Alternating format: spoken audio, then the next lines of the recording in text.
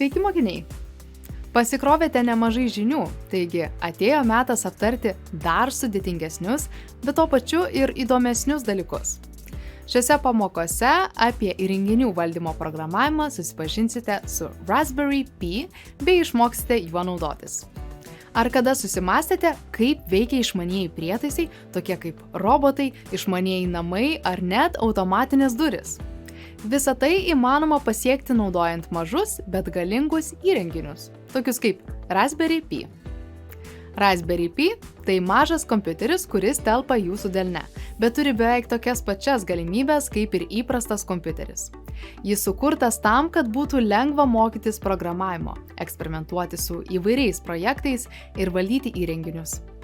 Šį kompiuterį naudoja tiek pradedantieji, tiek profesionalai, nes jis yra nebrangus, patogus ir lankstus. Python yra pagrindinė kalba naudojama programuojant Raspberry Pi. Kodėl? Nes ši kalba paprasta, lengvai išmokstama ir turi daugybę bibliotekų, leidžiančių valdyti įvairius įrenginius. Pavyzdžiui, su Python galite užprogramuoti robotą, kuris važiuoja pagal liniją, arba lempą, kuri įsijungia, kai tampa tamsu. Norėdami pradėti dirbti su Raspberry Pi, pirmiausia turime jį tinkamai paruošti. Pirmasis žingsnis – pasirūpinti microSD kortele.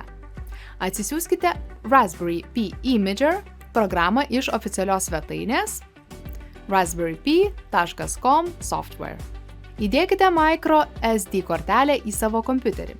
Atidarykite Raspberry Pi Imager programą, pasirinkite Raspberry Pi OS kaip operacinę sistemą ir nurodykite savo kortelę kaip vietą, kur ji bus įrašyta. Spauskite Write ir palaukite, kol procesas bus baigtas. Kai kortelė paruošta, pereikite prie Raspberry Pi prijungimo. Jei norite valdyti Raspberry Pi be atskiro ekrano ir klaviatūros, galite naudoti dvi nuotolinės funkcijas. SSH leidžia prisijungti prie Raspberry Pi per komandų eilutę. Atidarykite Terminal programą Raspberry Pi. Suaktyvinkite SSH naudodami komandą matomą ekrane. Tada eikite į Interfacing Options ir įjunkite SSH.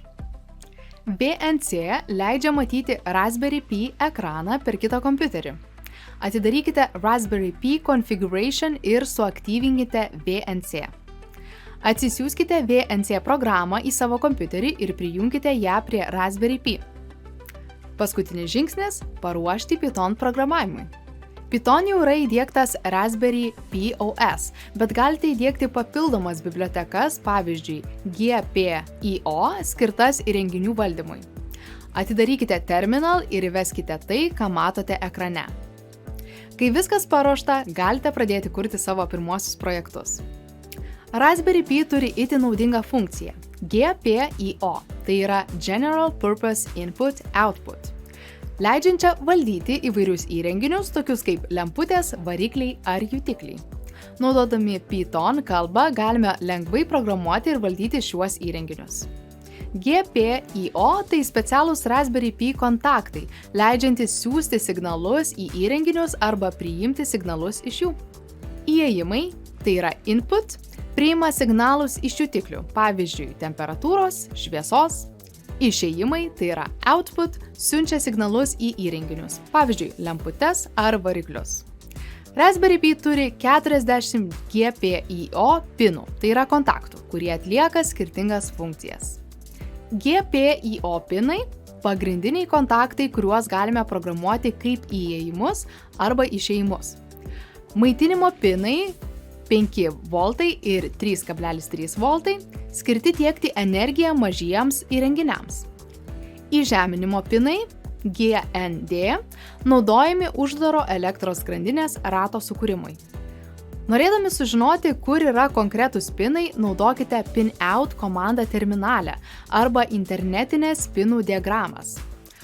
Norint dirbti su GPIO Python kalboje, reikia įdiegti biblioteką, pavyzdžiui, RPI, GPIO.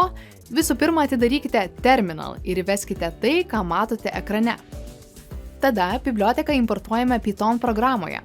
Ši biblioteka leidžia lengvai programuoti GPIO pinus, nurodant jų funkcijas kaip įėjimus arba išėjimus. Štai keletas svarbiausių funkcijų. setup nustato piną kaip įėjimą arba išėjimą. Output įjungia arba išjungia išėjimo signalą. Input tikrina, ar pinė yra signalas. Cleanup atlaisvina visus naudojamus pinus. Štai paprastas LED lemputės valdymo pavyzdys. Prijunkite LED lemputę prie GPIO pino, pavyzdžiui, 18 ir įžeminimo GND. Sukurkite Python failą ir parašykite tai, ką matote ekrane. Paleiskite programą. LED turėtų įsijungti ir išsijungti kas sekundę. Dirbant su GPIO svarbu laikytis tam tikrų taisyklių, kurios padės apsaugoti tiek Raspberry Pi, tiek prijungtus įrenginius. Nors GPIO kontaktai yra galingi ir leidžia valdyti įvairius įrenginius, jie taip pat yra jautrus netinkamam naudojimui. Aptarkime keletą pagrindinių klaidų ir būdų jų išvengti. Pirmas – trumpas kontaktas.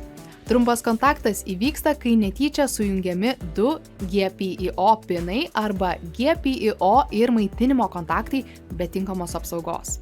Tai gali nutikti dėl neteisingų laidų jungimo, neapsaugotų kontaktų, kurie gali liestis tarpusavyje ar per arti vienas kito esančių neizoliuotų laidų. Dėl trumpo kontakto gali nustoti veikti pinai. Raspberry Pi gali būti sugadintas arba net gali kilti trumpalaikis užsidegimas. Kaip to išvengti? Visada patikrinkite jungtis prieš prijungiant energiją. Naudokite izoliacinę juostą arba specialias jungčių apsaugas. Įsitikinkite, kad laidai nėra susisukę ir turi pakankamai vietos. Antra, dar viena galima klaida – perkrova. GPIO pinai gali tiekti tik ribotą elektros srovę. Jei prie pino prijungiamas įrenginys, kuris reikalauja daugiau srovės, nei Raspberry Pi gali tiekti, įrenginys gali nustoti veikti arba pakenkti Raspberry Pi. Trečioji klaida – netinkama įtampa. GPIO pinai veikia 3,3 V režimu. Jei prijungiamas įrenginys, kuris naudoja aukštesnį įtampą, pinas gali būti sugadintas. Kaip to išvengti?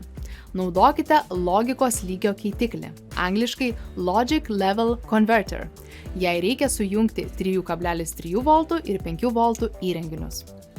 Patikrinkite kiekvieno komponento techninius duomenis prieš prijungiant jį prie Raspberry Pi. Ketvirta.